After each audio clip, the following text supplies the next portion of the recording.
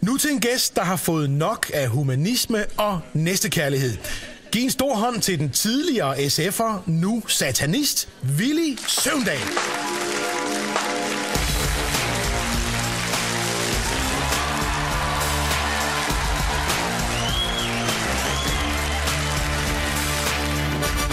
Villy Søvndal, tak fordi du er kommet herind. Selv tak. Du har godt nok ændret stil, hva'? Ja, meget. Hvordan føles det så at være satanist? Det er en fortryllende stemning inde i hovedet. Og den der hyggelige, folkelige, joviale Villy Søvndal, ham gider du simpelthen ikke at være længere, eller hvad? Nej, det interesserer mig simpelthen ikke. Nå.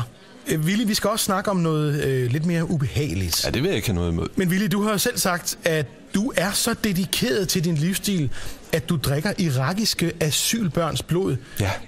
Hvad søren går det ud på? Det er utroligt dejligt, specielt bagefter den der fornemmelse, man har i kroppen. Jeg synes, det lyder ualmindeligt makabert. Hvor ofte gør du det? En 3-4 dage om ugen, nogle gange 5. Men det bliver ikke til så meget, som jeg gerne vil. Men Villy, helt ærligt, selvom det er din livsstil, så synes jeg, at det lyder ualmindeligt ondskabsfuldt. Kan du ikke lade børnene gå, og så finde noget andet at drikke? Det vil være spild af en rigtig god frokost.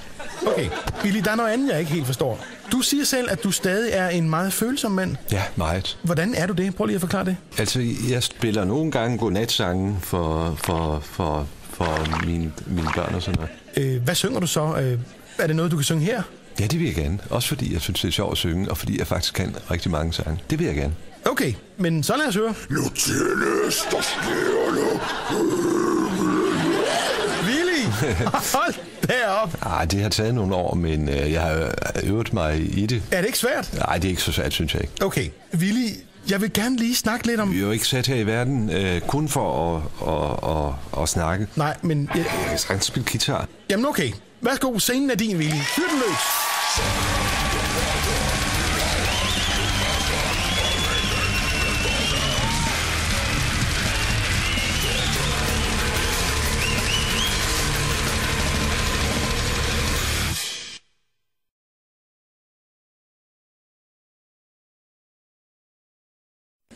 Aftens gæst er Danmarks rigeste og mest magtfulde mand.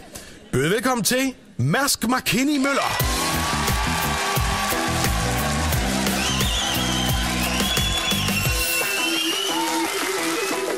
Hr. Møller, ja. Velkommen.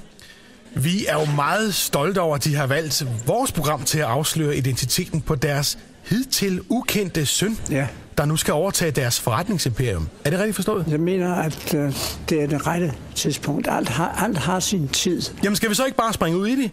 Vil de løfte klædet, hr. Møller? Ja.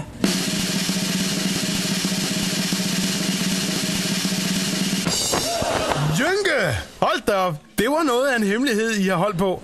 Har det ikke været svært at holde på den? Vi har selvfølgelig været nødt til at holde lav profil. Ja, det er klart. Men altså, nu skal vi selvfølgelig frem over isen igen og have nogle klubhus, ikke? Fordi det er en del af det fællesskab, som vi har med hinanden. Ikke? Okay, men fortæl mig lige, hvordan har jeres forhold været i al den her tid? Vi er livsnødder. Vi kan lide at køre på motorcykel, vi kan lide at feste, vi kan lide at grine og have det sjovt med nogle andre brødre. Ikke? Altså at dele oplevelser med andre. Hele tiden. Jamen, det lyder da også dejligt. Ja. Men hr. Møller, hvordan har de det med, at der så kommer lidt andre boller på suppen, om jeg så må sige, med lidt rockermetoder og sådan, når Jynke overtager ordet? Det forenkler driften af forretningen. Så er der jo heller ikke nogen problemer med kreditforeninger eller noget som helst. Men vil Mærsk så til at uddele dummebøder og håndmadder til folk, eller? Detaljerne i den daglige forretning, det vil jeg ikke så gerne diskutere. Nej, okay.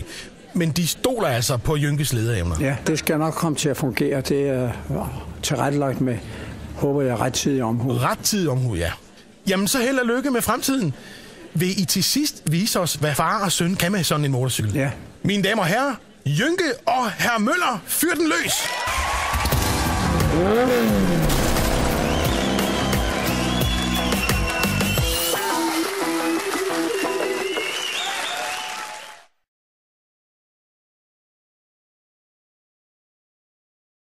Min næste gæst er en person, som har insisteret på at komme herind for at udføre et dødsensfarligt stunt. Giv en stor hånd til B.S. Christiansen.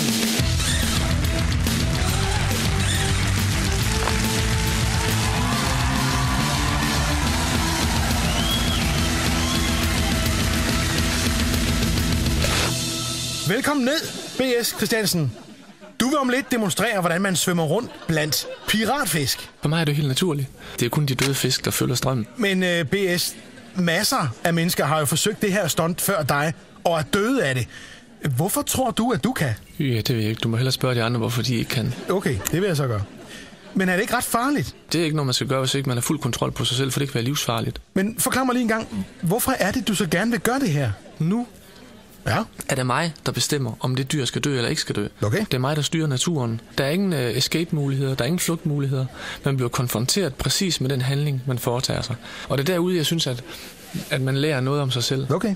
Jeg synes, du skal iføre dig den her sikkerhedsdragt. Nej, det synes jeg ikke. Nå, jeg tror ikke, du skal gøre det uden sikkerhedsudstyr. Så er det nok bedre eller helt værd. Det der med at melde fra har aldrig været en option. Nej, men... Det har aldrig været en option for mig. Men jeg tror altså ikke, det er nogen god idé at dykke dig ned uden sikkerhedsudstyr BS. Hvad vil du gøre, hvis de angriber, for eksempel? Det kunne være sjovt at vide. Det er faktisk interessant. Det er altså helt på eget ansvar så. Og inden du dykker ned i tanken, så vil jeg bare lige sige til dig, tak fordi du kom. Og det var egentlig meget sjovt at være med. Det var godt.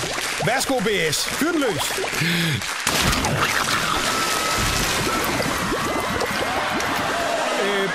BS, er det okay?